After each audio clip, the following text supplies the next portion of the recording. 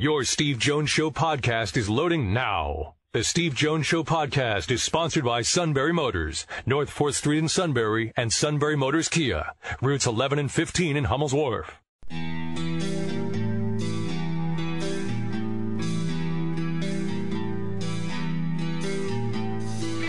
Sports talk where your voice counts. This is the Steve Jones Show on News Radio 1070 WKOK. Now from the Sunbury Motors studio, here's Steve Jones. Today's show is brought to you by Sunbury Motors, 4th Street in Sunbury, Sunbury Motors Kia, routes 11 and 15 in Hummel's Wharf. In Chicago for Penn State and DePaul basketball tonight. Big Ten, Big East, part of the Gavitt games. And off to New Jersey tomorrow for Penn State to take on Rutgers Saturday at noon with a 10:30 airtime. Time now for our play-by-play call today. LeBron and the Lakers get it done against the Blazers. And here's a cutting Stauskas block by LeBron. A spectacular block by the King. Here he comes with the ball the other way. 360, go to the rim, lay it up and in. LeBron doing it on both ends. A spectacular block and then a running layup at the other end. And the Lakers lead 87-80.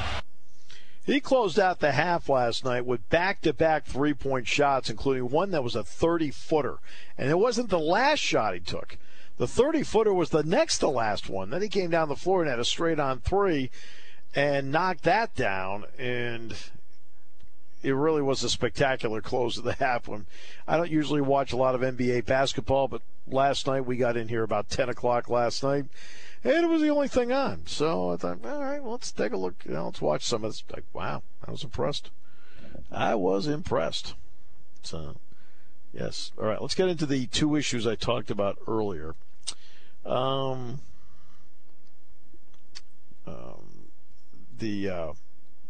college football playoff, Mike Oresco. And he's doing what he's supposed to be doing. He has a clientele. And he's trying to protect them. Well, I don't blame him. So he's the guy that broke ranks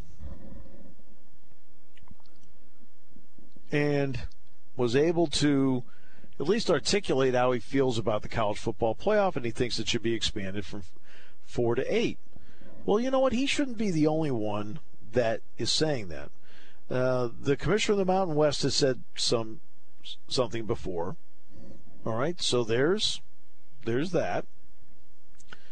And again, they're on the outside looking in. There's no way. I mean, Central Florida has won 21 in a row, 22 in a row, something like that. I think they've won 21 in a row, looking for 22 when they play Cincinnati Saturday night at 8. They really have no chance at all to get in there, even though they are in the process of potentially putting together back-to-back undefeated seasons. So Mike Oresco's trying to protect his clientele, and he says, hey, look, maybe we got to look at expanding this to 8. Now, it doesn't really matter because Mike Oresco does not have a vote at the table. The votes at the table belong to the 5 Power 5 commissioners. Yet, to be honest with you, some of those Power 5 commissioners ought to be thinking long and hard about this as well.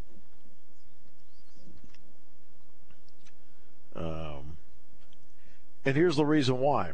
Let's start with the Big 12. Big 12 has found itself on the outside looking in. Last year, Oklahoma did get in. Right now, the Big 12, even though they've got a game between Oklahoma and West Virginia a week from tomorrow, it's going to be a Friday game, Friday after Thanksgiving game, and then there's a possibility they might meet again in the Big 12 championship game. So, I mean, that's possible. But they're on the outside looking in.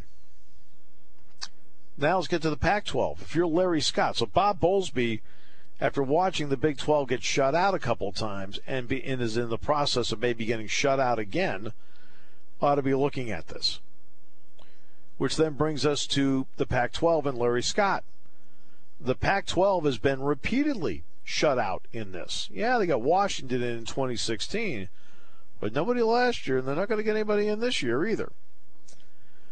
Greg Sankey, the SEC commissioner, he is no way in heck he wants to change this thing. No way. It's worked beautifully for him. There's been 4 years of this. He's had 5 teams in. He feels great. He doesn't want to see it change. And then there's Jim Delaney. We've had Jim on the show several times. And when I had Jim on the show last December, we talked about the college football playoff. And in the college football playoff, Jim goes all the way back to the BCS. Now, people hated the BCS. They hated it. And it was, there's a lot of criticism of it and so forth. I understand. I got it.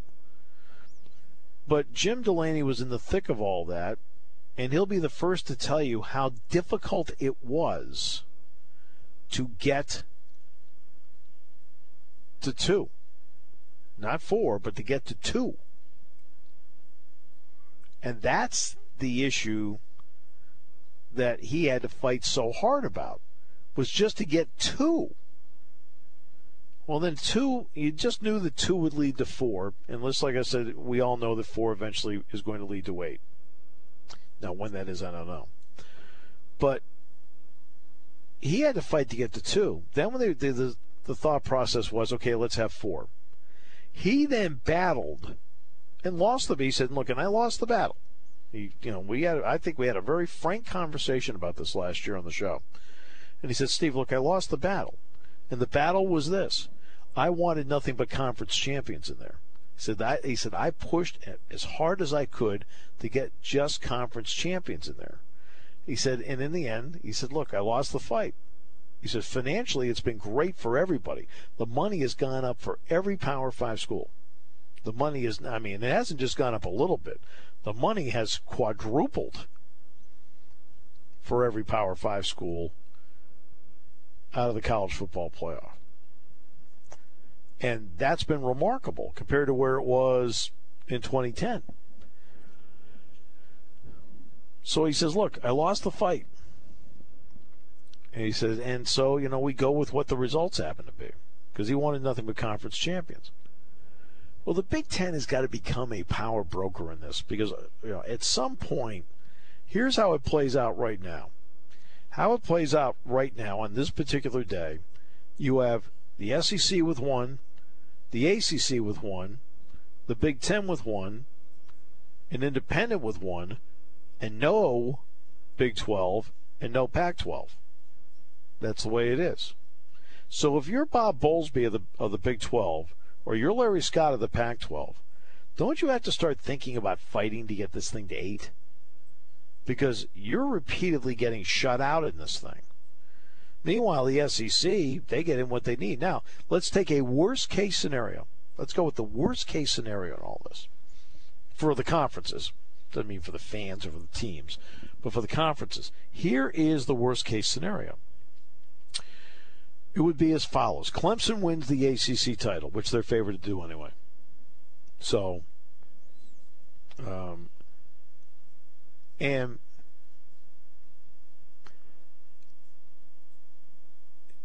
so that's 1 spot taken. Notre Dame wins out. 2 spots taken independent. Alabama loses to Georgia in the SEC championship game. And Ohio State beats Michigan. Or Northwestern does. One of the two. Now here's what you might have. Alabama, Georgia, Clemson, Notre Dame. Now you've got 3 Power 5 conferences shut out. 1 Power 5 conference has 2. 1 independent in the ACC. Now, if you incorporate Jim Delaney's thought process of conference champions, fine, let's have the conference championship games have some meaning. Conference championship game, the winner gets one of the 5 spots. So now I've taken up 5 spots. The top-ranked group of 5 team, which in this case is Central Florida, And you've got to have the record to get there, by the way. If you don't have the record, then, you're not ranked high enough. Then instead of 2 at-large spots, you should have 3. But if you have a Central Florida that is, in this particular year, like they were last year, undefeated, the door should be open for them to get one of those 8 spots. And then have 2 at-large teams. And those at-large teams could be West Virginia, could be Ohio State. Last year would have been Penn State. Would have been Penn State last year, would have been Penn State the year before. Penn State would have been in this thing twice if it were 8. But I'm not proposing this because of Penn State. I'm looking at the overall structure, and aren't you getting, like the Warriors and the Cavaliers, aren't you getting a little Clemson, Alabama weary? They also talk about the meaning of the regular season. Well, wouldn't the meaning of the regular season have more meaning this particular weekend? I mean, already Alabama and Georgia have done a brilliant job of making a mockery of it because they've been allowed to. There are only 5 college football playoff ranking cycles. 5. Okay? Starts right around November 1st and then goes through the conference championship games. There's only 5 of them. Okay? And in one of those 5, 20%, Alabama elects to play the Citadel and Georgia elects to play UMass. That's opening the door and telling us that the best teams are out there playing? That the best teams are going to be playing? Really? That's what it's telling us? That's what they're trying. I mean, one of the snapshot weeks, and they're allowed to get away with it. They'll still be ranked 1 and 5 next week. There'll be no change. They won't be penalized for doing it. And that's where the College Football Playoff Committee botches up. They botch it up every time. They should, anybody who plays an FCS team, right, in this particular week, should automatically lose their spot in the front 4. And next week, Alabama should be ranked 5th. And if Nick Saban wants an explanation, I would look straight in the camera and say you shouldn't be playing the Citadel in week number 11. Okay? Now, you have a chance to regain your spot if you win this week over Auburn, but you're 5 right now. But they don't do that. For some reason, they have taken a rather passive approach to this particular weekend, and they allow the SEC teams essentially to get away with it.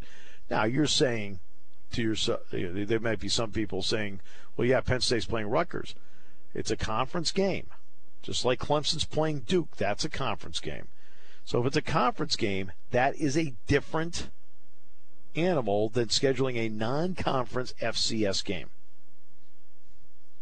We'll talk about the Michigan State thing in a moment as we continue on News Radio 1070 WKOK, brought to you by our good friends at Sunbury Motors.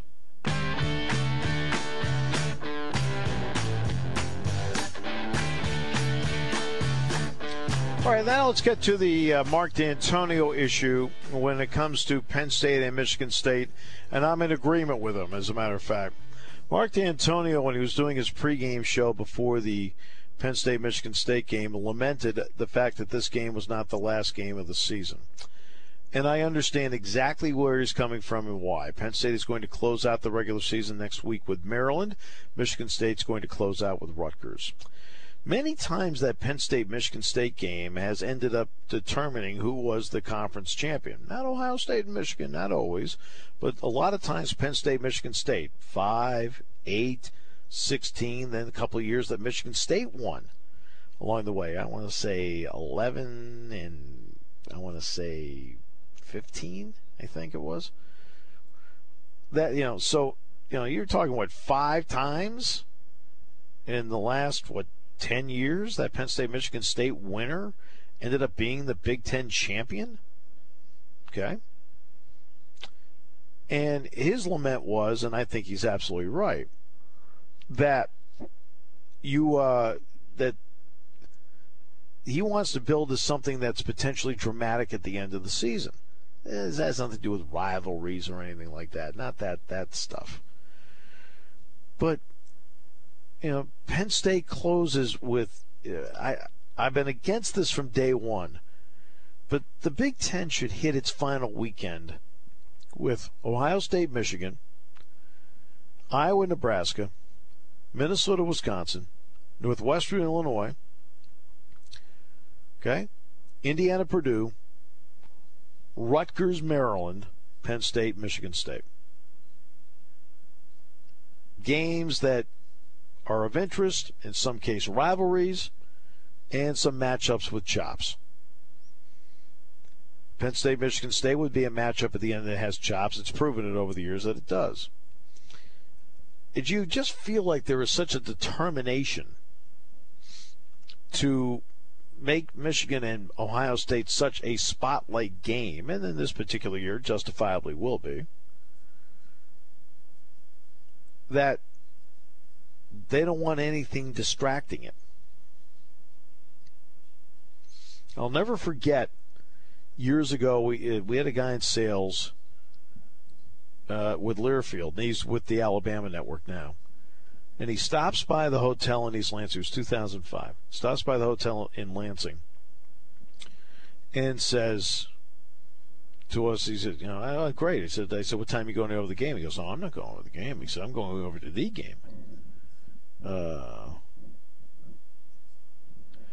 I said, what? He said, I'm going to go over to Ohio State and Michigan. I said, yeah, but the Big Ten Championship's being determined here today.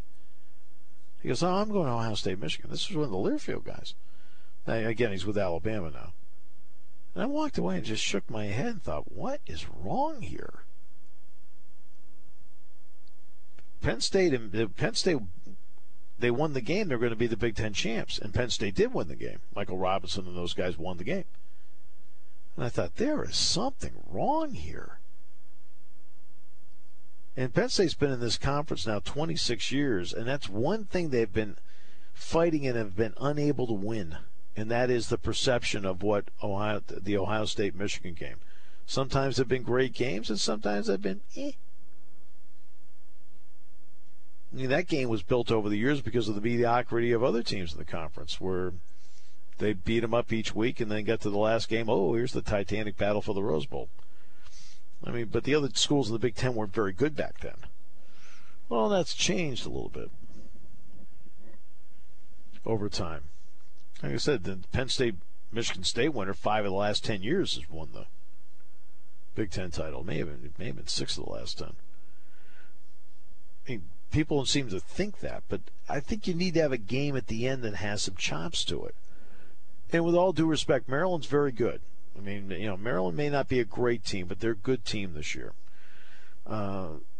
Defensively they played well. They've created a lot of turnovers. They have some quicks on offense. I mean, Pigram's going to have to play quarterback the next 2 weeks because Hill's now out for the rest of the year.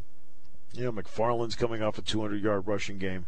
I mean, they're good, but Penn State and Michigan State have established something that it's been, for the most part, a really good game over the years.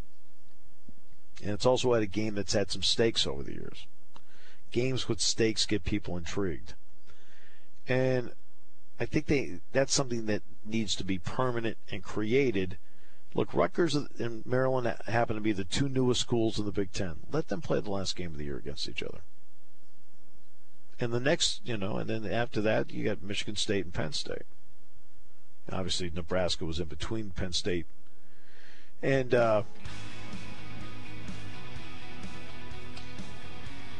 but I think you'd like to have something at the end where you feel like, especially if you're in a position to get someplace, you've made a really good impression at the end.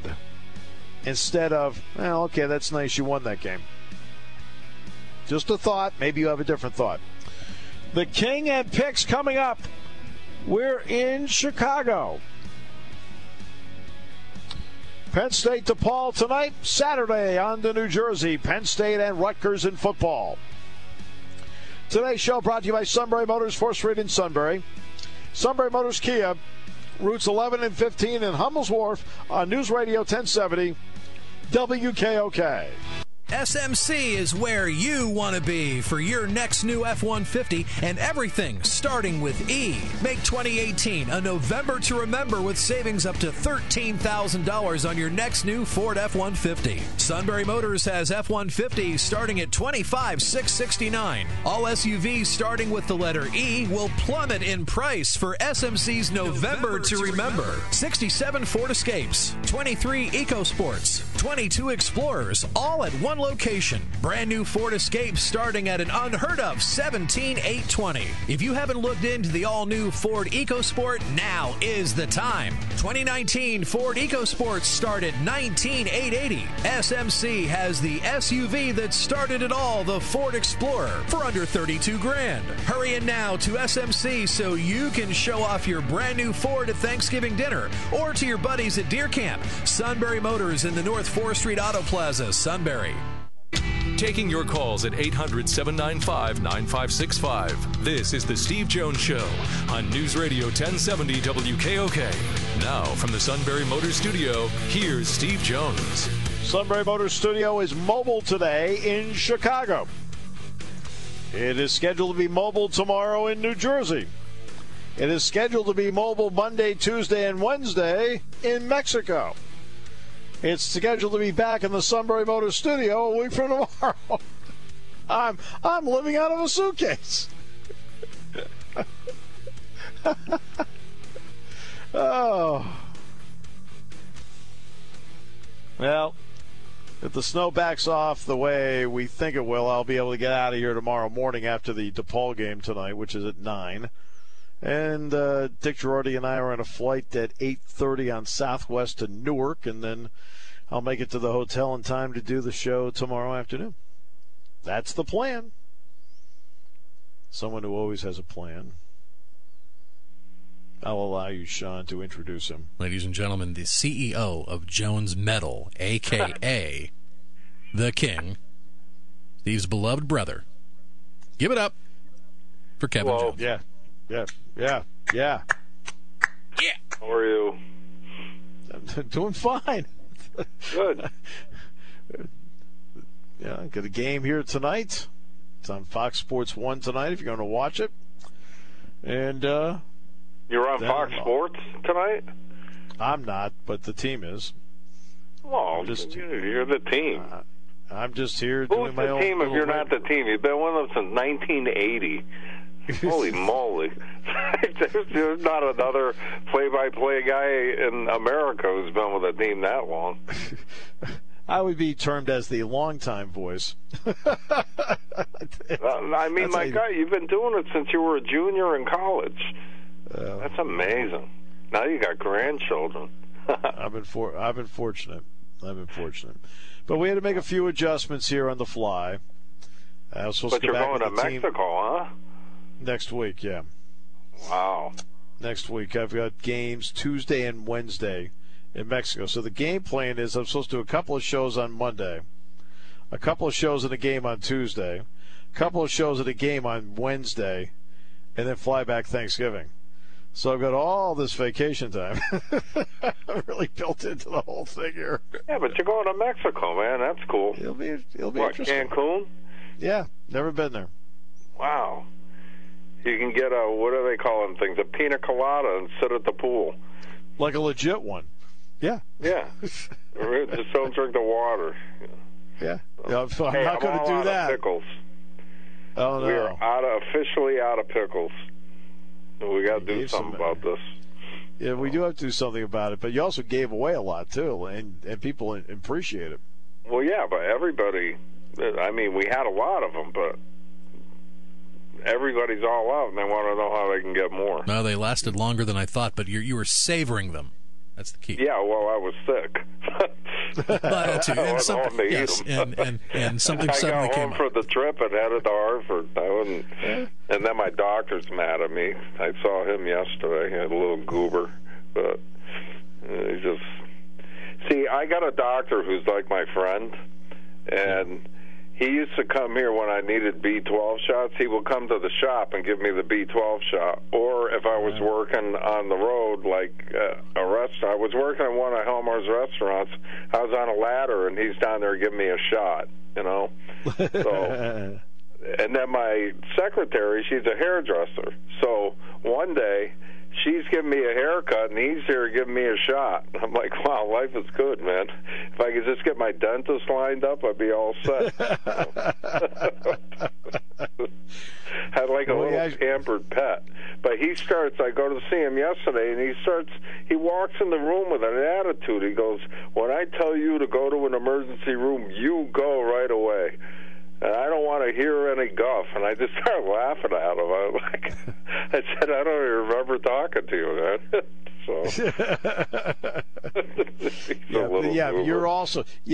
He also doesn't know the part, though, about where they said, hey, you should work half days, and you work 12 hours because that's half a day. That's true. But now while I was in the hospital, I was pretty out of it. But anyway, I got nothing else. I need pickles, so I gotta find a way to, ship I understand that. Yeah, well, you have to figure something out. The people absolutely love them. It's unbelievable how good they are. So, well, I'll see Corey here in a couple. I'll see Corey here in a couple of weeks. In fact, I may spend a lot of time. Like, for example, Sean, if you and I are talking a lot with Corey, would that, for example, X somebody out from barging in on the conversation? Sure, that would. That's a plan. We actually got an email this week from a new listener that listens to the podcast, and they evidently like the podcast very much. And they said, I just need to know who's the suit and who is the king. So I wrote him back and explained who the suit was. I had been on the show, and he went over to sales, thus he became a suit. He's a good guy. He's a great guy. And then I explained that you're the king because you win all the picks. Now, not in this particular year, but you have been. So you're the king. And he said, hey, I appreciate that a lot. You wrote back, I appreciate it a lot. Listen to the podcast, whatever. So, people are picking up on who you are. They know you're the king. I just want my pickles, that's all. I understand that. So, anyway. Actually, we could have you back on tomorrow, King. We could do the picks tomorrow. Yeah, we'll do the picks tomorrow. Do the picks tomorrow? Yeah. Okay. I mean, I'll be at least in the same time zone. Yeah. Just different hotel. Honestly, do you enjoy the traveling? Yeah, travel doesn't bother me. It never bothers me. I mean, I'm not. You're not crazy about having to wake up someplace and then come up with a solution because you need to. That part, you're like, okay, I was scrambling a little bit this morning, but the scramble lasted about 15 minutes. I knew what flight Dick Girardi was on. And there are a couple different ways to do this, but I got on the flight with him at 8:30 tomorrow to Newark. I can then do one of two things. I can take the train to New Brunswick, then take a cab to the hotel, or I can take the train to Trenton, and then Dick will drive me to the hotel. So I've got some options, but you have to scramble around a little bit. I had to get permission from Learfield to get the flight because my fear was one of two with this. One was, okay, you go to the airport and State College isn't open and they decide not to leave. So you're not getting to State College until sometime tomorrow morning. Okay. Well, you still have to get yourself to New Jersey once you get to State College. The other one was, and this has happened so many times, and so from personal experience, we're in midair and get to someplace around Columbus, and all of a sudden we will get an announcement saying, we can't get into State College, we're taking you to Pittsburgh. And that has happened multiple times over the years. Why? Because State College is closed, or they're not comfortable landing there because of the conditions. And it's the pilot's call. It's their call. It's the airline's call. And so I didn't want to get into that midair scenario, and all of a sudden I'm in Pittsburgh. Well, now I'm still 3 hours away from State College when I land, and I still have to get to New Jersey. So, and part of it is not just the 3 hours away, it's also 3 hours over snow-covered roads on a bus, so you're not exactly going to be flying up there to get there. And so I just looked at it this morning and said, okay, I've got to do something. So I got on the Southwest flight that Dick Girardi's on. We're both going to get out of here at 8:30 tomorrow morning, and we're scheduled to get into Newark at 11:30 and then go from there. Good. I don't know if I could travel like that. I mean, I took one trip to Pennsylvania and ended up in a hospital for a week when I got back. So. Well, I mean, I've done this so much now for almost 40 years. Where after 40 years, you know what flight you want to book, why you want to book it, you know what rent-a-car you want to get, you want to know, what the trip's going to be about, you want to print your boarding pass out right away and already have it in hand before you even get over there. I've already printed it out. Do you get points? To do this, no. When I stay now, and I do get points for hotels. So I get points, and it's, in fact, Marriott, I think I've got over 300,000 points. Wow. Now, but I'm staying at a Hyatt here for 2 nights, and I already had the second night booked here, so I didn't have to worry about taking care of the hotel. I already had, in order for me to be here and do the show today, I had to book a second night, so that was already in. So I didn't have to do that because checkouts at 1:00. Well, if anybody notices, it's like 4:45 right now. so I knew I had to book a second night just to do the show, which is fine. I mean, that's part of what happens. I get reimbursed for it, so I mean, notice how worried I am about it. But so there are little tricks to the trade that help you, and just through experience you're able to do. And so I've obviously traveled enough where. I can do it and take care if I have to. I don't have to call anybody and say, hey, set this up for me. As Sean knows, I'm always been one of those, I'll do it myself. So. Oh, good for you. Hey, well, no. I couldn't have no, good for me. Seen the whole country. What's good the nicest place you've been? My house. Let's see. Nicest place. I'll tell you where I haven't been that I really want to see. I've never been to the Pacific Northwest. Never have been. And I've always wanted to see it. At some point I will. How far north is Pasadena? How far north of Pasadena have I been? Oh, I've been up to San Francisco and up in Richmond County. You think, oh yeah. No, I did two games in San Jose one year. I did two games in San Jose where the Sharks play. I did 2 games in Berkeley where Cal plays, which is right next to Oakland. I mean, I've done games all over the place. Tonight is arena number 146 in my career. Wow. And then when I go, nicest arena you've been in? Nicest? Well, first of all, I always enjoy any game I do in Madison Square Garden. Yep. I think Rupp Arena in Lexington, Kentucky is really nice. I think the Dean Dome, where North Carolina plays, is really, really nice. All the new arenas are pretty much the same that have been, the NBA arenas. I'll tell you one that I think really stands out. I know I've got the United Center back here in Chicago, which I've done a dozen games in there, 15 games there. But where the Indiana Pacers play, it's called Bankers Life Fieldhouse. Mm-hmm. That's the single best basketball arena I've ever been in, where I feel like I'm sitting there, I'm in the perfect basketball arena. Remember UMass, the cage? I used to do the games in the corner up on the track. Yeah, I know. I would sit up there. Sean, they had a dirt track that went around the court. And this is where Julius Erving played his basketball. This is back when Calipari started at UMass.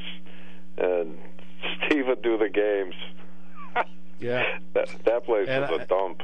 And Yale was kind of tough, too, wasn't it? Yeah, Yale I was on the baseline, but it's not a big arena. No. And it's not a big arena, so when it's not a big arena and you're on the baseline, you're actually pretty close to the floor. That's fine. One game, I did 2 games in El Paso, Texas, back in the late 90s, where they put me in the corner but on the floor.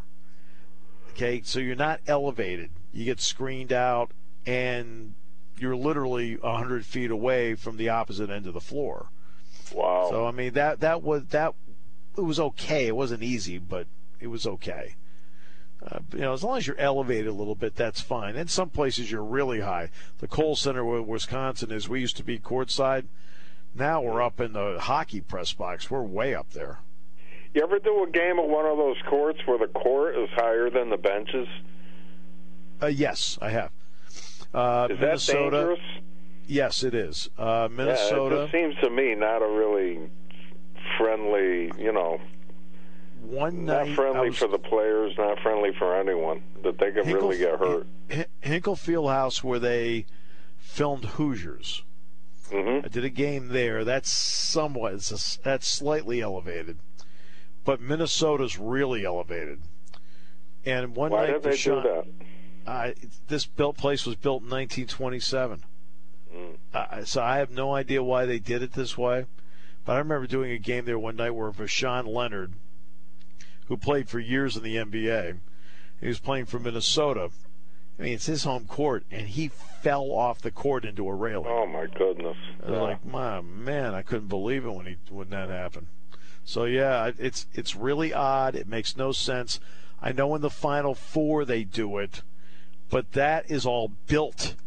They build the court and the seats around it because they're in a dome, and they're trying to put the court in the center of the football stadium.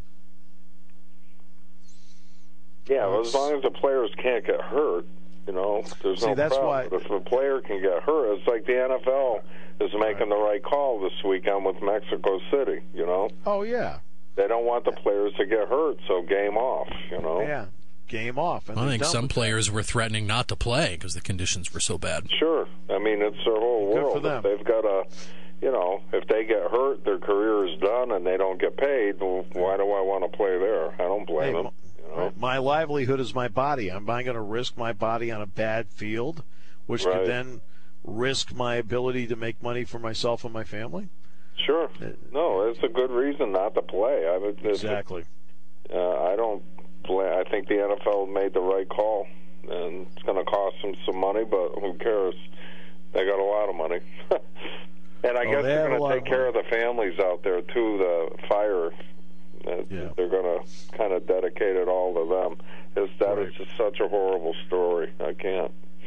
No, a lot of people can't wrap their arms around it. I mean, look, I don't know what. Is it up to, 47 now, Sean? 48. I think cleared 50 yesterday. Okay, so you're talking more 54. than 50 people. Yeah. You know the old work adage, everybody can be replaced? Okay, maybe at work you can, but not in life. No. Right? The whole town's burned down. I mean, that's just... Ugh. Once a life is lost, that's it.